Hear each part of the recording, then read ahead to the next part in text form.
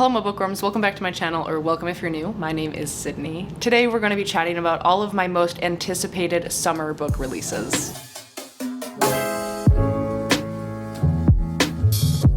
So hey, what's up? How are you? I hope you're doing well. Thank you so much for being here and hanging out with me for a little bit. I have quite the list of summer releases that I think sound really cool, and I'm here to share my research with you in hopes that you also find a couple titles that you are excited about. So let's just start from the top. Let's talk about June.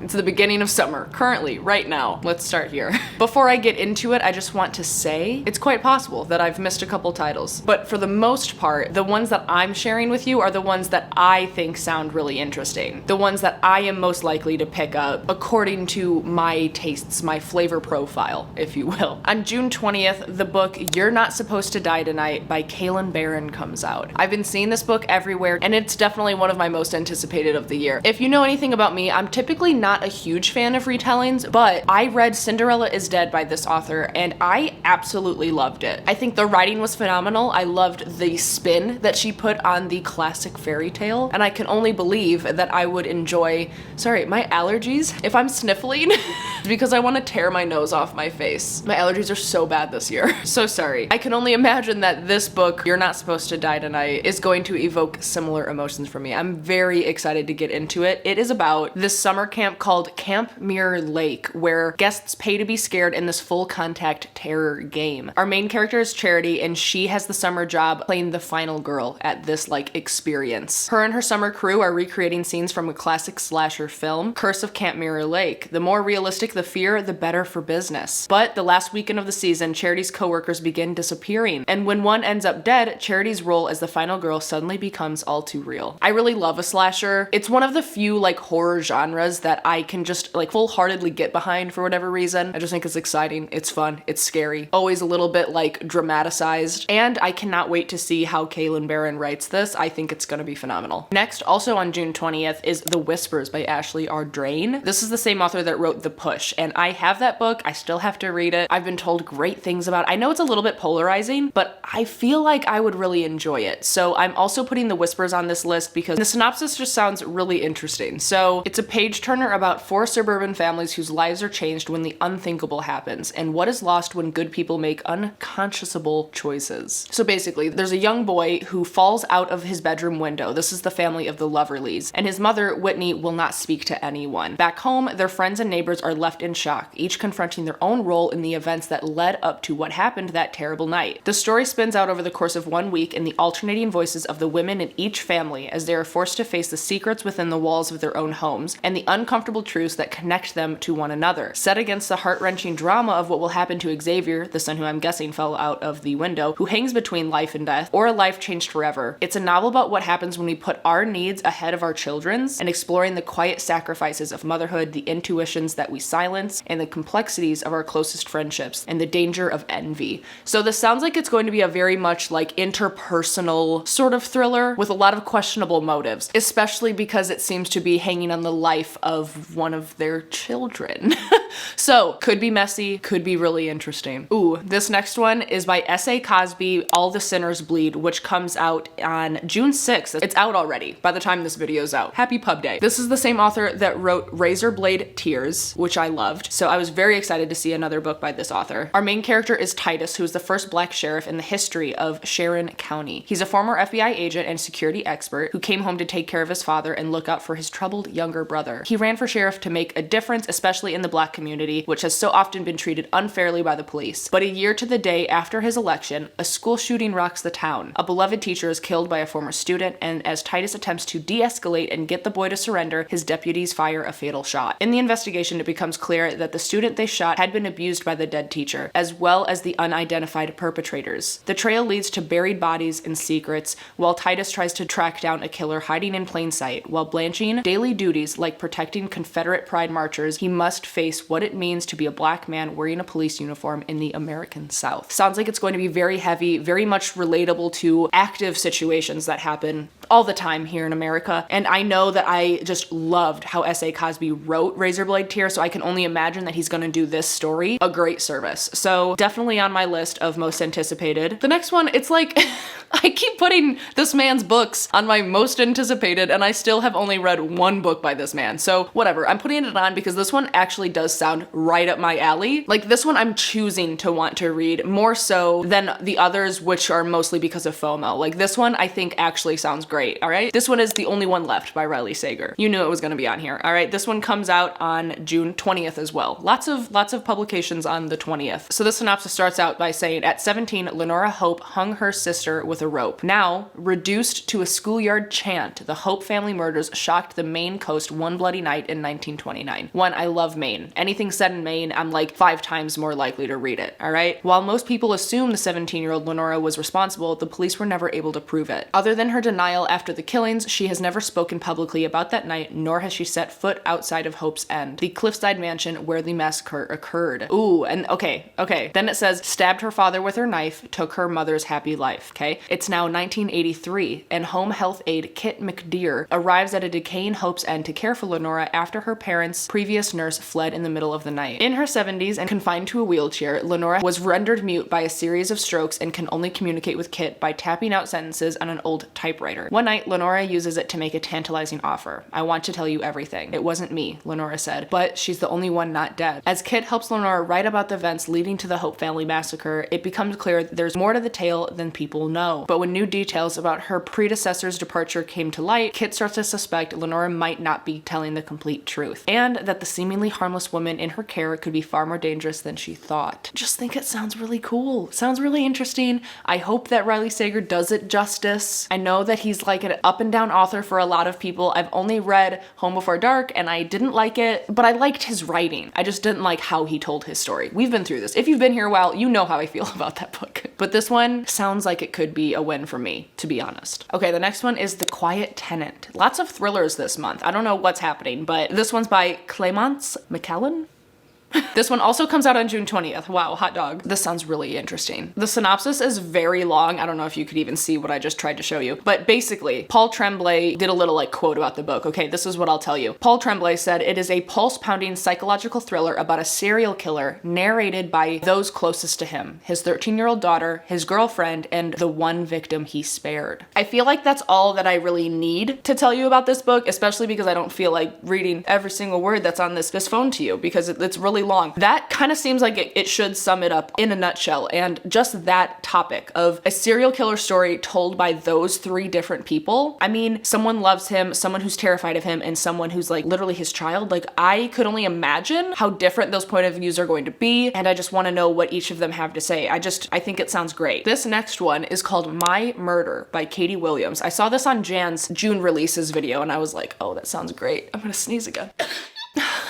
Okay, I love this cover. I truly do. This book comes out on June 6th as well, so it should be out by now. Go get it. It says, what if the murder you had to solve was your own? Lou was a happily married mother of an adorable toddler. She's also the victim of a local serial killer. Recently brought back to life and returned to her grieving family by a government project, she is grateful for the second chance. But as the new Lou readapts to her old routines, as she bonds with the other female victims, she realizes that disturbing questions remain about what exactly preceded her death and how much she can really trust those around her. Now, it's not enough to care for her child, love her husband, and work the job that she always enjoyed. She must also figure out the circumstances of her death. It says it's darkly comic, tautly paced, and full of surprises. It sounds right up my alley. Like, I love this idea so much, and I can't believe that I haven't heard of it before this morning when I was finishing my research for this video. So shout out to Jan for putting this on my radar. I'm really excited. I will probably be buying this. I need to blow my nose. I'm dying. I can't stand up. Okay, the next one. You're gonna be just as surprised as me that a memoir is on this list. Oh, but a memoir is on this list. It is Page Boy by Elliot Page. One,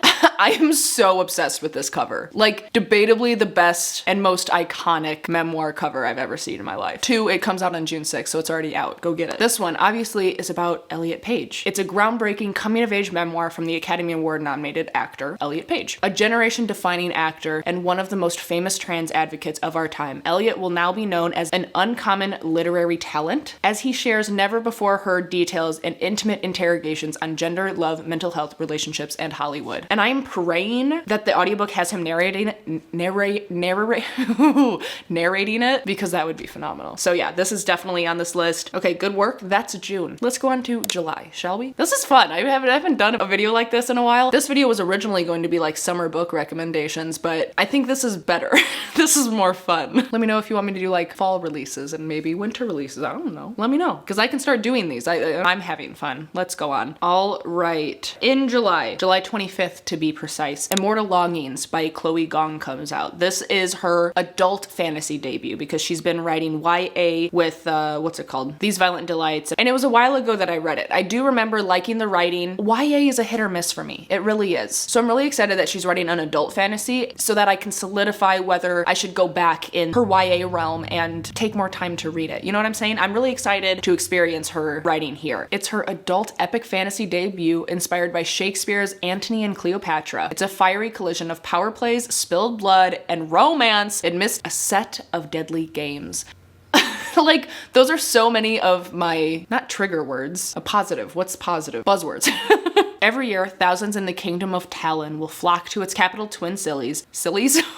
You silly goose. Cities. Twin Cities, San-Ur, where Palace hosts a set of games. For those confident enough in their ability to jump between bodies, competitors across San-Air fight to the death to win unimaginable riches. Then we have Princess Kala, who lurks in hiding. 5 years ago, a massacre killed her parents and left the Palace of Air empty. And she is the one who did it? I don't remember reading that when I first read the synopsis. That sounds bananas. Before King Kasa's forces in San can catch her, she plans to finish the job and bring down the monarchy. Her reclusive uncle always greets victors at the games, so if she wins, she gets her opportunity to kill him.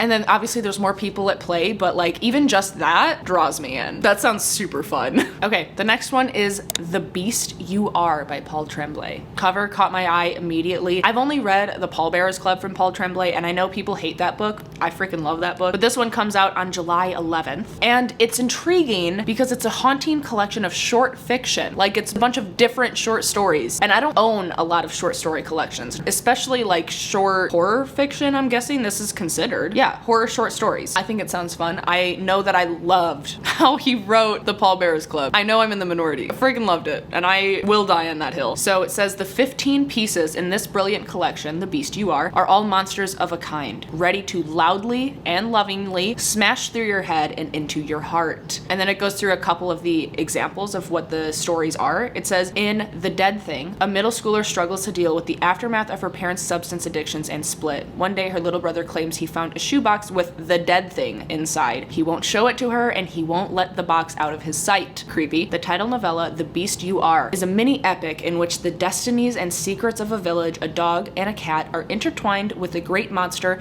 that returns to wreak havoc every 30 years. I don't know, man. All of these things sound really interesting. I could really get behind horror short stories. Not that I have experienced it before, but I really love that idea, and I would love to experience it from this author. It's on my list. So is this next one. Oh boy, am I excited to read from this author again. All right, it is Silver Nitrate by Silvia Moreno Garcia. This one comes out on July 18th. This says it is a fabulous meld of Mexican horror movies and Nazi occultism about the curse that haunts a legendary lost film and awakens one woman's hidden powers. Montserrat has always been overlooked. She's a talented sound editor, but she's left out of the boys club running the film industry in 90s Mexico City. And she's all but invisible to her best friend Tristan, a charming if faded soap opera star, though she's been in love with him since childhood. Then Tristan discovers his new neighbor is the cult horror director Abel Ureta, and the legendary Abel claims he can change their lives, even if his tale of a Nazi occultist imbuing magic into highly volatile silver nitrate stock sounds like sheer fantasy. The magic film was never finished, which is why Abel swears his career vanished overnight. He is cursed. Now the director wants Montserrat and Tristan to help him shoot the missing scene and lift the curse, but Montserrat soon notices a dark presence following her, and Tristan begins seeing ghosts of his ex-girlfriend. As they work together to unravel the mystery of the film and the obscure occultist who once roamed their city, Montserrat and Tristan may find that sorcerers and magic are not only stuff of the movies. I love this, and I love that it's written by Silvia Moreno Garcia because I know that she does atmosphere so well. This sounds like it has a lot of potential to be like dark, eerie, creepy, and I'm really looking forward to it. The next one that comes out is on July 25th, and it is Her Little Flowers by Shannon Morgan. This one sounds like an amazing gothic haunted house story. It says Francine has lived all her 55 years in her family's ancestral home, a rambling Elizabethan manor in England's Lake District. No other living souls reside there, but Francine isn't alone. There are ghosts in Thwaite Manor, harmless and familiar. Most loved is Bree, the mischievous ghost girl who has been Francine's companion since childhood. When Francine's estranged sister Madeline returns to the manor after years away, she brings with her a story that threatens everything Francine has always believed. It is a tale of cruelty and desperation, of terror and unbearable heartache, and as Francine learns more about the darkness in her family's past and the role she may have played in it, she realizes that confronting the truth may mean losing what she holds most dear. So, the question seems to be, what happened with her family back in the day? Why is she alone in this house 24/7? Are these ghosts real? What's going on with them? And what is this terror and unbearable heartache that she's going to go through? I don't know, but I want to figure it out. Okay, this next one I think is the only romance that's on this list actually, because a lot of my romance anticipated releases already came out this year, but this one is Hello Stranger by Catherine Center. This is the author of The Bodyguard, which I have. I can see it right now. I haven't read it yet, but I have it. And I chose to put this one on the list because it has a concept that I enjoyed very much so in a previous thriller that I've read. And as soon as I say what it is, you'll know what thriller I'm talking about, but it has to do with our main character who is lying in a hospital bed diagnosed with a probably temporary condition known as face blindness. And if you don't know, the thriller I'm talking about is Rock, Paper, Scissors by Alice Feeney. That has a similar situation going on with one of the main characters, only it's not temporary, like that's literally how he is in that book. But I would be interested to see how it plays into this story as a romance. So it says, she can see, but every face she looks at is now a jumbled puzzle of disconnected features. And as she struggles to cope, hang on to her artistic dream, work through major family issues, and take care of her beloved dog Peanut, she falls into love, lust, a temporary obsession to distract from the real problems in her life, with not one man, but two very different ones. The timing couldn't be worse. If only her life were a little more in focus, Sadie might be able to find her way, but perceiving anything clearly right now seems impossible. The idea that there are two different love interests in here, and the fact that there is a face blindness aspect where she can't really tell them apart, is really interesting. And to me, it sounds like there's a lot of room to have like fun with that kind of concept. So I'm excited to see how it goes. I haven't read from this author, but I want to give her a shot. And that's it for July. So let's go on to August.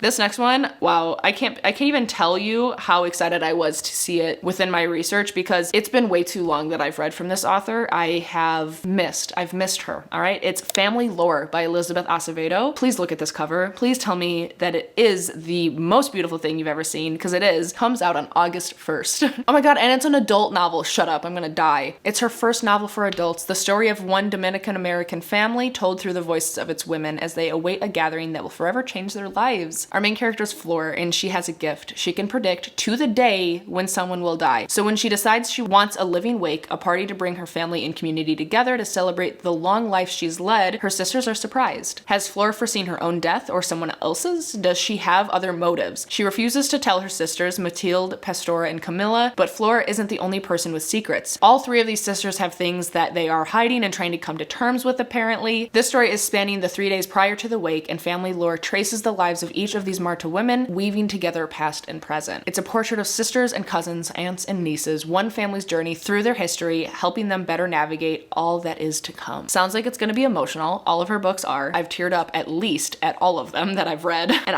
I love Elizabeth Acevedo's writing. I think it's beautiful, and I'm really excited to see what she does in this adult book that she now has written. That's exciting. I actually didn't know that it was an adult book. I would have read it regardless. This one is The Invisible Hour by Alice Hoffman. This comes out on August 15th, and it says this is an enchanting novel about love, heartbreak, self-discovery, and the enduring magic of books. It says that this one is a historical fiction with a splash of magical realism. Magical realism is one of my, not trigger words, what is it? Buzzwords, Sydney, remember! Because I love magical realism, I really do. It says this is following Mia Jacobs, a young woman trapped inside an oppressive Massachusetts cult. Mia finds her escape in books and in the discovery that time may be more fluid than anyone imagined. It says she realizes that reading can transport you to other worlds or bring them to you, and that readers and writers affect one another in mysterious ways. She learns that time is more fluid than she can imagine, and that love is stronger than any chains that bind you. This is a story of one woman's dream. For a little while, it came true. Like, this sounds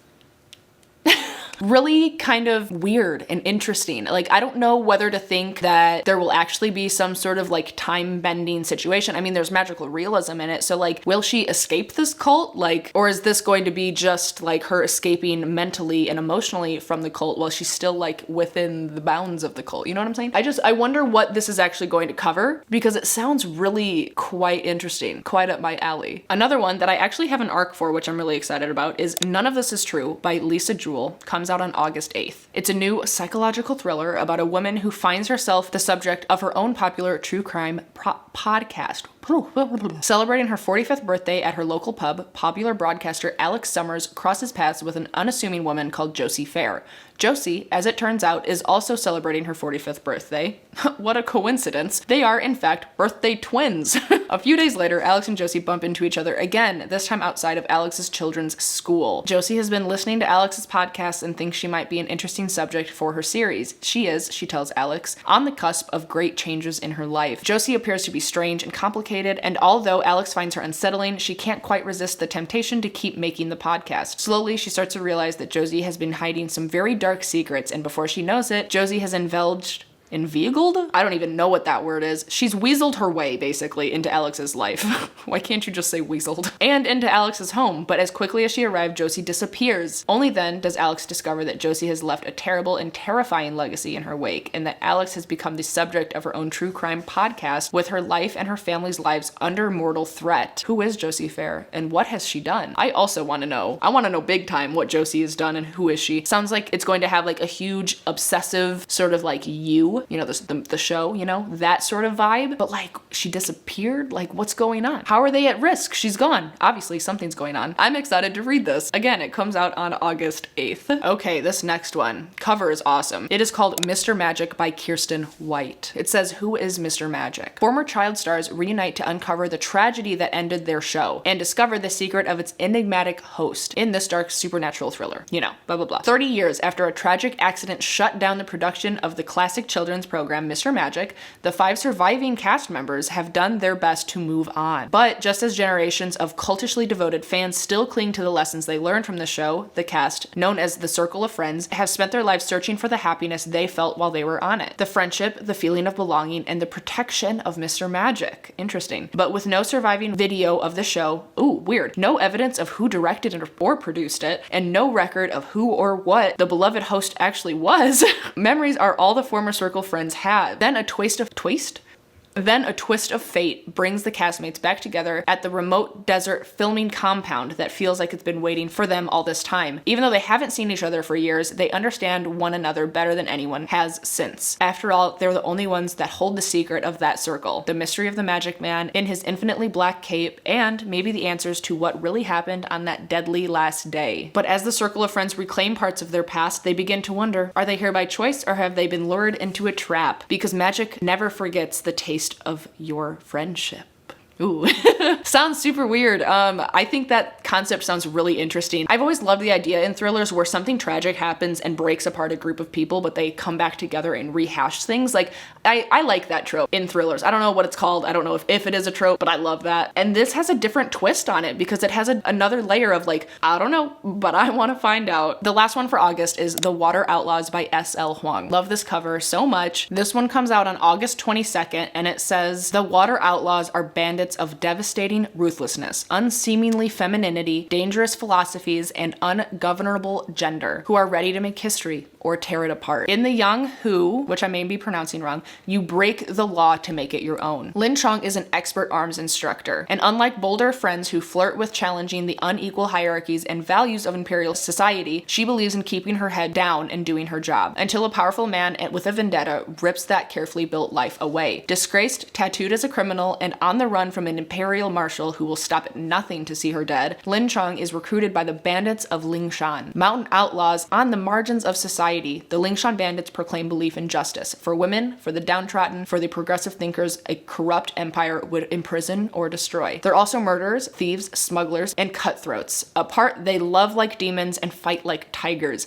Together, they could bring down an empire. I think that sounds absolutely phenomenal. I remember seeing a review mentioning that this book is like predominantly an all-female cast, and obviously, like I already mentioned, it's queer, so I'm just surprised I haven't heard of this one before. I don't know. I think it sounds awesome. So technically, those are the months that are considered mostly summer, you know, June, July, August. So those are the books that I am most excited for in that time period. At the very end of May though, bordering on summer, right? Two books that I just kind of want to mention that are on my radar is Witch King by Martha Wells. I still have the arc that I have not finished, but I will be reading this one. It came out on May 30th, as well as Deep as the Sky, Red as the Sea by Rita Shang Epig. And it's about a legendary Chinese pirate queen who's fighting to save her fleet from the forces allied against them and the dangerous price of power. Like, I love pirates. I'm coming to realize that I love stories told at sea, which is interesting because I am terrified of the sea.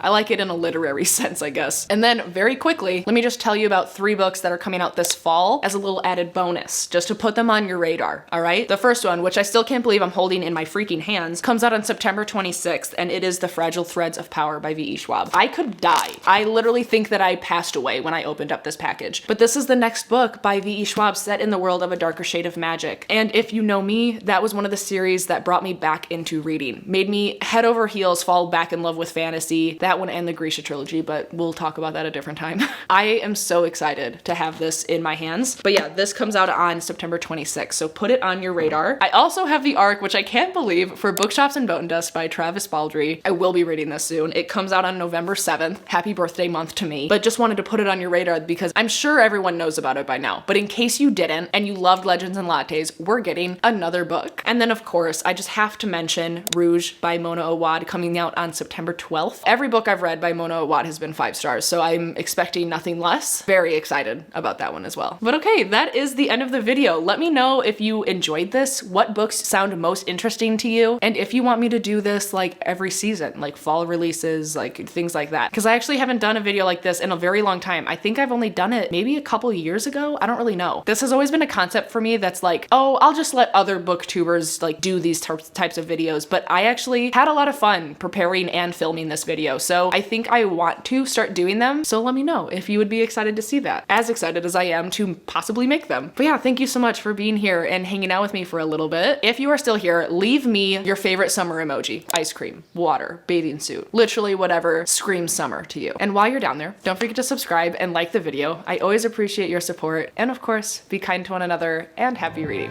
Bye.